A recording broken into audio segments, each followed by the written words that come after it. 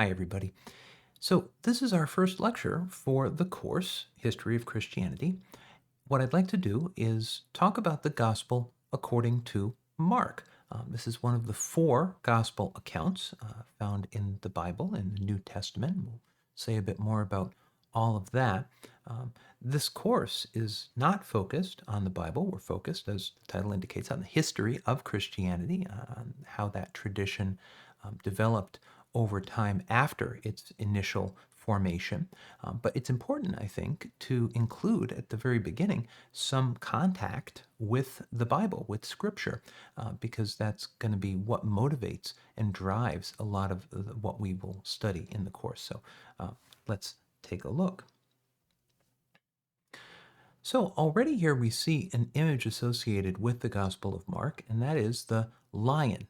We have here a kind of stained glass window. I don't know from where, but I can tell you that each of the four Gospel accounts in the New Testament is associated with some figure, and we'll say a bit more about that in a moment. We have a Bible. Here is a book you can judge by its cover. Um, this is the best-selling book in North America every single year, if you count all the different editions and translations of it that are sold. The question for us is what actually is in that Bible? As I say, we won't be getting into great detail about that in the course, but I want to take a little look at a schematic here outlining the books of the Bible.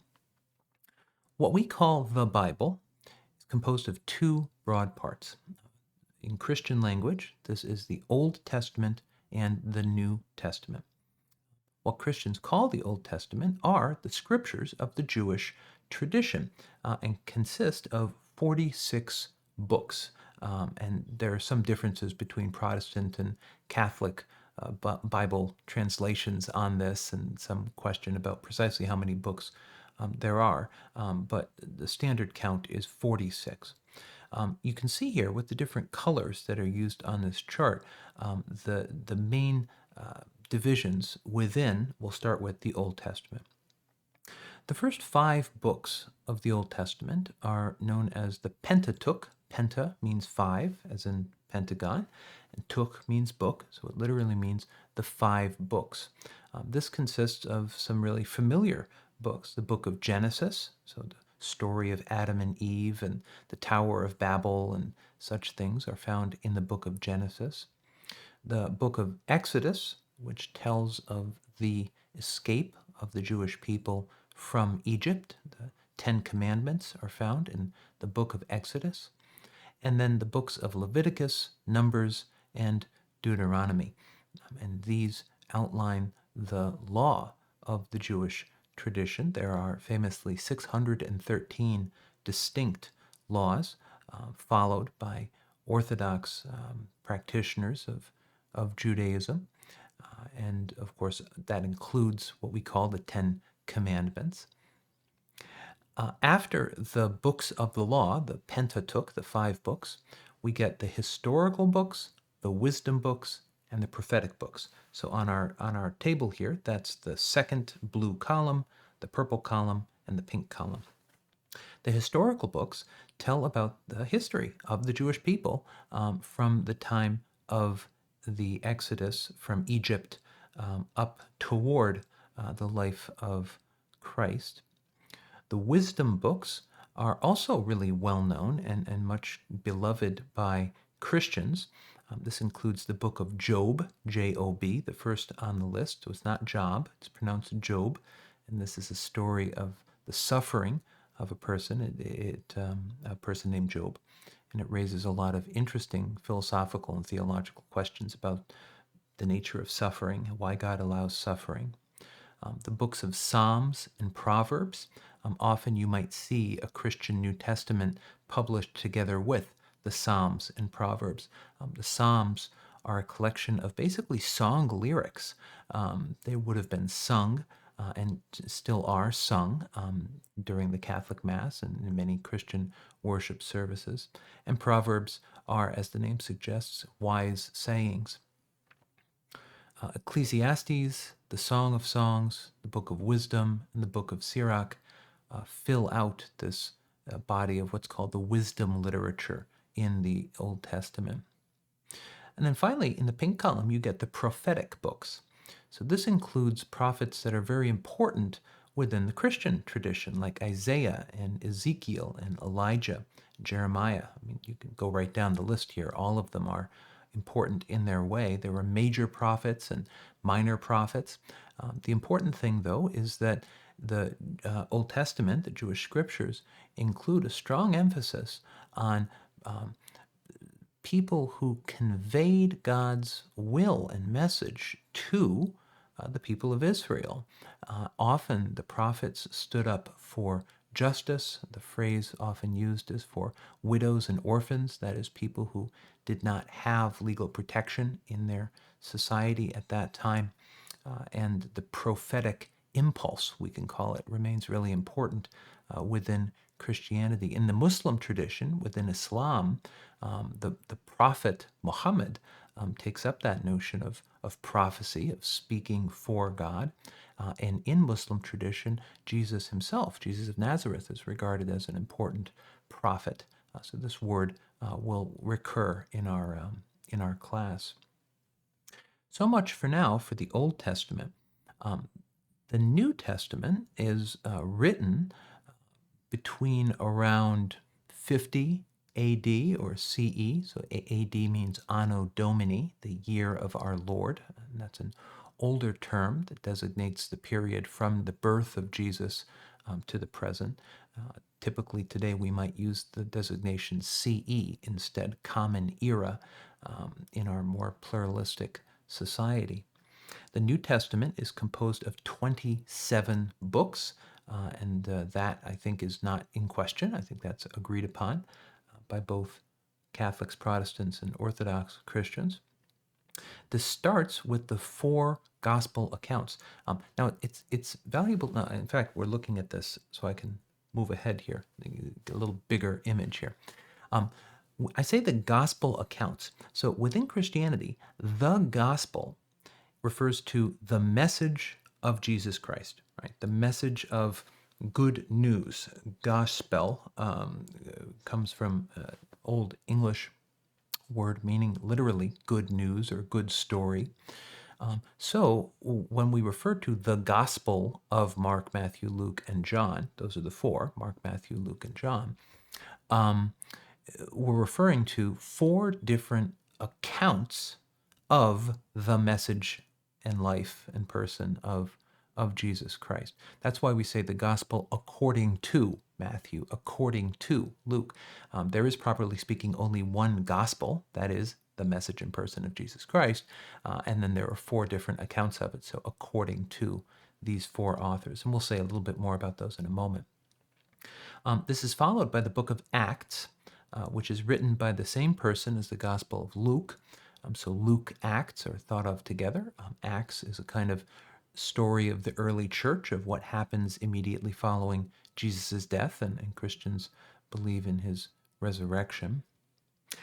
And this is followed by the yellow boxes here, Paul's letters to churches and to people. Most of the New Testament is letters. So these are letters sent by Paul or by Peter or John and others to groups of Christians in different places around the Mediterranean world. So you have the first letter to the Corinthians. Some of these Bible terms might seem very unfamiliar. Well, there's a city called Corinth, and there were Christians there, and Paul wrote a letter to the people in Corinth, to the Corinthians, right? Same thing with Romans. Galatians refers to Galatia. Ephesians refers to Ephesus. Philippians to Philippi. Colossians to Colossus, and so forth. Thessalonians to Thessaloniki.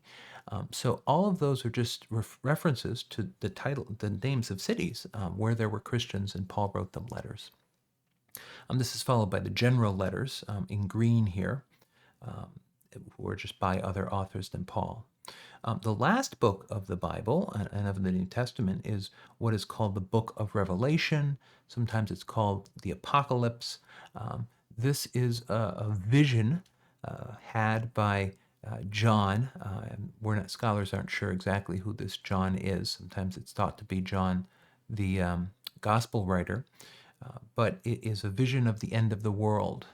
So if you see kind of late night documentaries on dragons and the moon turning to blood and all these all these visions. This is from the book of Revelation. It was one of several different books of Revelation similar to it at that time, but it's the one that made it into what we call the canon of the New Testament. And that's a word that we'll talk about later in the course, is the selection of books to be included in the Bible. We call that the biblical canon, C-A-N-O-N. If a book is canonical, it means that it has been accepted as a legitimate and right book to include in the New Testament. You'll be aware of such finds of manuscripts as the Dead Sea Scrolls or the Nag Hammadi scriptures. These are other texts written purportedly by Christians, which have been discovered even during the 20th century, so pretty recently. Something like the Gospel of Thomas or the Apocalypse of John or something like that. Is Apocalypse of John? Something like that.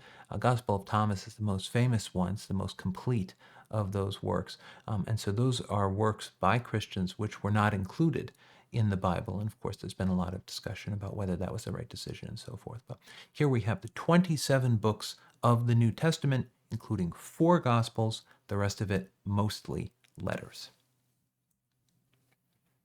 Let's look at those 4 Gospels. Here we have the 4 figures that I mentioned at the beginning: Matthew, Mark, Luke, and John. Matthew is typically symbolized by a man or a human being, Mark by a lion, Luke by an ox, and John by an eagle. These are 4 different accounts of the life and teachings of Jesus. A lot of the familiar Christian stories, like of Christmas and Easter, that you may be familiar with, are typically compilations of these 4 Gospels. Like somebody's gone through and just brought together different pieces told by different, they call them evangelists or gospel writers. So, for example, in the Gospel of Matthew, you get the story of Mary and Joseph, who Joseph has a dream. All of that is only in the Gospel of Matthew.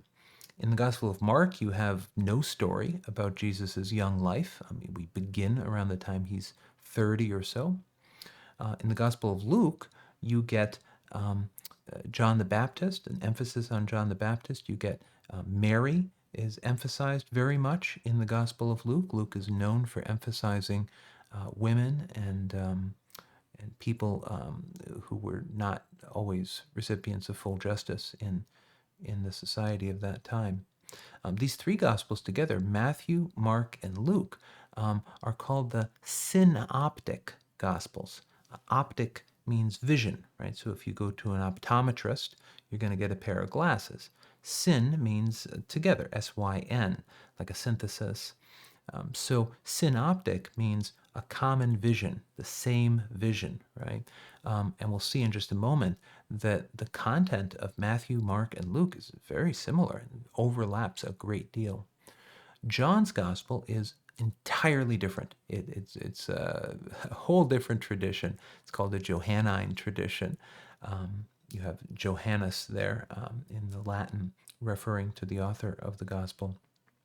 But the important thing is that within Christianity, there's not one single definitive story of the life of Jesus. And in fact, as you will be aware, there are some inconsistencies factual inconsistencies across these 4 gospel accounts. To me, the important thing seems to be that you have 4 distinct efforts to express an experience of this, or that this early Christian community had of God through this person, Jesus of Nazareth. Each of them is writing for a different group of people, right? So Matthew is typically writing for people who were Jewish and became Christian from Judaism. Mark is writing for Romans, especially people within the Roman Empire and kind of in that cultural space. Luke is writing especially for Greek-speaking Christians, and he has a very, we call it like a humanistic kind of angle, like he's interested in human problems and suffering and justice. And John is, we could call it a mystical gospel. It's Jesus spends a lot of time talking at great length and teaching and talking about himself as the Son of God. Matthew, Mark, and Luke were written a bit earlier. Mark around the year 50 or 60, Matthew and Luke around the year 70 or 80, whereas John is written around 100 or even 110 or so, and those are the years. So by the time John's gospel was written, understandings of Jesus had developed. So what scholars do is read all four of these. They compare the texts of them, and they try and understand what can we rightly say about the life of Jesus based on these four pretty different sources. So Mark's gospel, as I mentioned, is the first of the four to be written. Some of Paul's letters were written earlier than Mark's gospel, but this is the earliest of the gospels. As also mentioned, there's no so-called infancy narrative, so only Matthew and Luke talk about Christmas, basically, right? Mark just jumps right in when Jesus is starting his teaching. It's the shortest gospel, which is one of the reasons why I've assigned it to you. It's also the earliest. That's another reason. And the emphasis in this gospel is on Jesus's power over nature and also over demonic power. So you might be aware in the New Testament, Jesus is often casting out demons, right? This is a language that remains important in some Christian communities. Many people today are skeptical of the existence of demons, but this is something that Christians have to interpret in this text that is understood to be revealed in some way. And that's its own interesting question. We can talk about that. Throughout Mark's gospel, there's something that's come to be called the Messianic Secret. So Jesus is believed by Christians to be the Messiah. The word Christ is a literal translation of the Hebrew word Messiah. It means anointed one. Jesus was to be the new king, right? The one who would fulfill the law as taught by Moses in the Jewish tradition. What's remarkable about Mark's gospel is, and you'll see this when you read it, throughout the gospel, Jesus is interested to hide his identity. He doesn't want anyone to, don't tell anyone. He'll heal someone and say, don't tell anyone that I did this. That's an interesting motif. I mean, scholars kind of go back and forth about why that is so. Lots of different opinions. But we'll see what you think about it. We can talk about it in class. Also in Mark's gospel, John the Baptist, we can move on, I think. We'll come back to John in a moment. John the Baptist is an important figure. I'll say more about him in a moment. So here we have a lot of numbers, and you don't have to know all of these numbers, but I want to highlight a few of them for you. So as I said before, Mark and Matthew and Luke, these three out of the four Gospels, share a lot of content. So have a look at this point here first. Mark's Gospel has only 3%, let's say, of Mark's Gospel is unique to Mark's Gospel. 97% of Mark's gospel, the text, the words in the gospel, are found in either Matthew or in Luke. So what scholars take from this is that Mark's gospel was written first. This is one of the reasons we know it's written first, right? And then Matthew and Luke, when they wrote their gospel, they had in front of them on the table a copy of Mark's gospel. And they took a lot of what they said from Mark's gospel. And by a lot, I mean really a lot. So here, the overlap between Mark and Matthew is 94%. So Matthew took a full 94% of Mark's gospel, put it into his own gospel, right? And then he added his own material to that. Luke similarly took 79% of Mark's gospel into his own.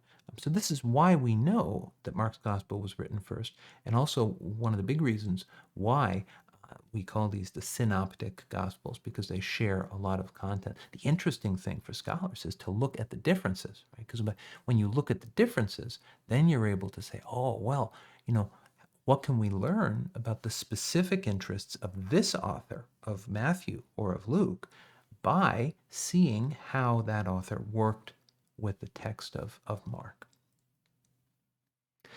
Now, I mentioned John the Baptist before. So, John the Baptist is a kind of enigmatic, important figure in the New Testament and the Gospel tradition. He appears in all four of the Gospels, especially here and in Luke. Here, we begin with John the Baptist right off the bat. Right? John the Baptist is said in Luke to be the cousin of Jesus. He's a relative of Jesus. And he's the person who kind of announces that Jesus is, as it were, coming, right? That the Messiah has been born, the Christos, right? The Christ, the one who will save Israel. At this time, when the Gospels were written, there were a number of people who claimed that status, and there was a great deal of discontent in the community that would become the Christian community, both with some of the power structures within Jewish religion at that time, but especially about the presence of the Romans. Right? So the Roman Empire at this time rules over Israel as a foreign power. Right? People are looking for liberation. People are looking for freedom. People are looking to be led, right, in some way. Different groups took different approaches to that. One group you might have heard of is the Zealots. Well, we get our word zealous from this. This was a group that wanted militarily to overthrow the Romans, right? They were looking for a military leader. Another group were the Essenes. This was a kind of mystical Jewish group. They did not have children. They lived in a kind of wilderness area. They were very interested in bodily and personal purity. They often had kind of ritual washing that they engaged in. This was a community preparing for the end of the world, keeping themselves pure, right? Some people believe that John the Baptist was influenced by or had even been a member of that group, the Essenes.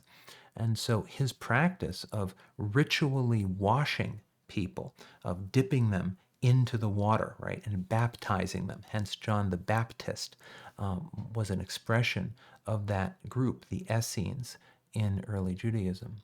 So for Jesus to be baptized, and that's where we begin John's gospel right off the bat, the baptism of Jesus, as depicted on the slide here, marks the beginning of his public teaching, and that's what Mark's gospel recounts. And also for Mark and for these Christian authors, the revelation of his identity as the one we've been waiting for, right? As that leader who will liberate the people and fulfill the promise of the people of Israel. Some things to look out for when you're reading the gospel, and then we're going to look at the structure of it. So Jesus teaches what are called parables. The word parable, it just means a story, specifically a story that has a certain message or moral. There are some 50 or so parables that Jesus tells across all four of the Gospels. I mean, often they're repeated in the different Gospels, as we've seen, slight variations. These are sometimes kind of obscure, and of course, people reflect on what they might mean. Some of the best known parables, or one of the best known, let's say, is the parable of the Prodigal Son. Actually, let's do two. The parable of the Prodigal Son, the guy who says, give me my inheritance, goes off to the city, messes everything up, and then comes back to his father, and his father forgives him. That is a very important parable of Jesus. A second one is the parable of the Good Samaritan, of the person who helps someone who has been attacked on the road, and does so at a personal sacrifice. Those are examples of parables that Jesus tells in the Gospels. Jesus also performs miracles. Here in Mark's Gospel, he's often healing people. He multiplies loaves and fish, food for the people. He engages in what's called exorcism, the driving out of of demons. He's showing here his power over the forces of the world, right? Both worldly powers like the Romans and what we would today see as like supernatural powers, represented here by the demonic. He challenges the Pharisees and the Sadducees. These might not be familiar words when you encounter them. So the Pharisees and Sadducees both were groups within the Jewish community at that time. They were very respected people. These were the kind of, to use a phrase, creme de la creme of the Jewish religion at this time. They were the leaders in that tradition. The Pharisees were very rigorous about keeping the law. We mentioned that there are 613 laws within the Jewish tradition. The Pharisees wished to uphold those. Later, kind of intellectual descendants of the Pharisees would, after the destruction of Jerusalem, begin to be recognized as rabbis or as teachers. The Sadducees had a more official role. They were in charge of the temple. And so they were the priests in the temple performing the sacrifices, right? So when the Pharisees and the Sadducees challenged Jesus, think of it this way. These are not just, greedy, corrupt, terrible people. These are the most respected people, morally, socially, and politically, in Jewish society at that time. Now, of course, there's all kinds of things we could say about, their own interest and the power that they have and they're trying to preserve and so forth. But that's what the words Pharisees and Sadducees refer to. We could talk more about that in class. There are, throughout Mark's gospel and throughout the gospels, differences in how to interpret the law, right? Because Jesus accepted the law of the Jewish tradition called the Torah, right? This is what's laid out in the Pentateuch, as we saw earlier on. The Pharisees and Sadducees and everyone else also accepted the law, right? So the question is how to interpret the law. The question is not, do we just throw the law out, right? But what does it mean for that law to be fulfilled, right? What would complete that law? Again, how do you interpret it? Those differences drive this gospel. Also in Mark, there's this constant image of crowds of people. The crowd follows Jesus. The crowd hounds him. They want him to perform miracles and so forth. One thinks that might be related to his desire, Jesus's, not to kind of project this message that he is the Messiah. Well, again, see what you think about that image. And then finally, Mark's gospel focuses a very large part of it on what's called the passion of Jesus Christ, the suffering of Jesus Christ. Passio means to suffer or to undergo. We get our word passive from that. And so Jesus in the passion was beaten and crucified and died. So we just have a few more slides here. Now you might have to enlarge this a bit so you can actually see it. I'm going to break it down into pieces in the next few slides. This is an image I found online of the structure of the gospel according to Mark. I think it's a really helpful telling of it. When you're reading the gospel, think of it as being broken down into basically three parts, and I'll highlight them on the screen here. The first part is Jesus in Galilee. This is a rural region of what is today Israel, where Jesus was born and grew up and lived. The second, what's called here Act 2, second part of the gospel, is Jesus, as it were, on the way to Jerusalem. So Jesus has taught in Galilee, gotten to be known a bit, and now he's literally walking. He's moving from Galilee geographically to the city of Jerusalem. And what's called here the third act is what Jesus does when he gets there. And basically what that is teach a bit, enter into some conflicts, and then die on the cross. So let's take a look at each of these three segments a bit. So you can keep this in mind when you're reading, so things aren't so surprising when you encounter them. So we begin with John the Baptist proclaiming, right, that he's saying that he wants to prepare the way of the Lord. Jesus is baptized by him. This is an initial revelation of who this character, Jesus of Nazareth, is going to be. Jesus teaches and is received differently by people. He's teaching God's kingdom, right? And this is what's going to get him in trouble eventually, right? Because who's the real king in this area? Well, it could be Pontius Pilate, but he's just a governor of the Roman Empire, right? So by preaching the kingdom of God, this is interpreted by many as a political message. He also, down here on the bottom, number 4, tells parables about the mystery of God's kingdom. So you might think that kingdom means, oh, we're going to take over politically, right? But what we learn in Mark's gospel and what you can consider is that the nature of Jesus's messiahhood, right? He's the Messiah, he's the Christ, he's the new king of Israel, king of the Jews, as is said, is not to dominate. It's not to, oppress people and by having greater power than they do, but rather through his suffering, through his weakness, um, showing the nature of who God is.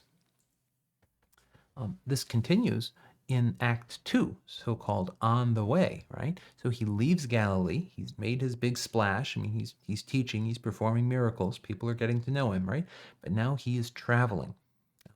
And people continue to question him, right? What is this kind of leadership that you're promoting? This, a leader as a suffering servant, right? Why don't we just take over, right? Why don't we exercise our power? And Jesus consistently says that that's not the way. The passage here from chapter 10, verse 45, the Son of Man did not come to be served, but to become a servant and give his life as a ransom for many. At the bottom of this second act is an event that happens right at the exact middle point of the gospel. And that's an interesting compositional detail, right? That the person writing this, we call him Mark, placed this at the very center, an image of Jesus, and you see him on the slide here, kind of on the cross, glowing, right? And then to one side of him is Moses, and to the other side is Elijah.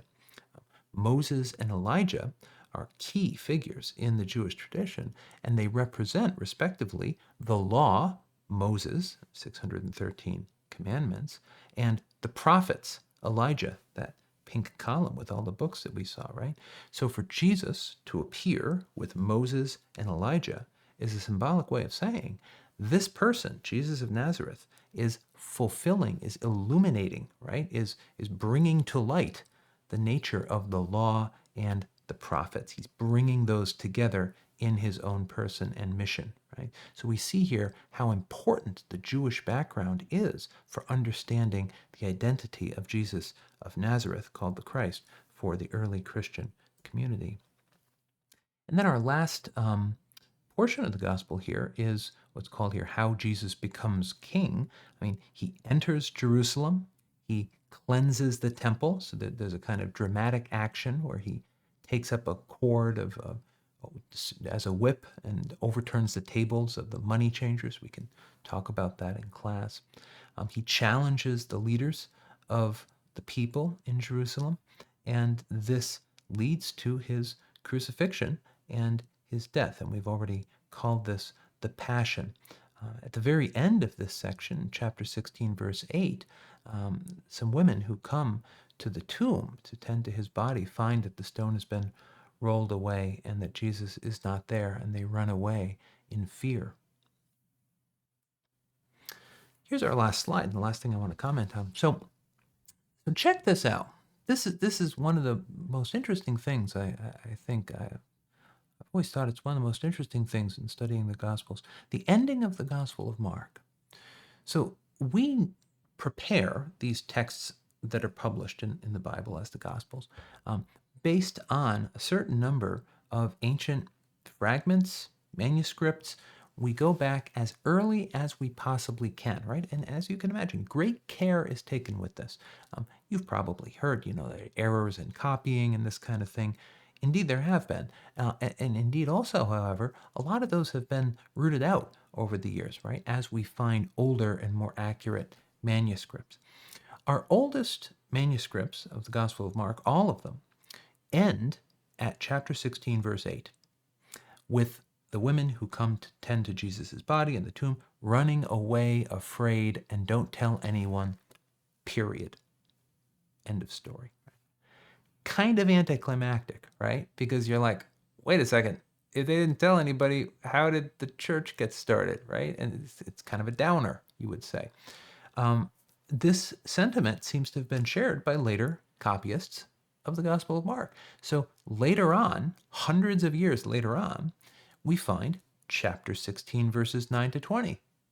A little addition, right? A little new ending of Mark. So the abrupt ending, we presented with a couple options here.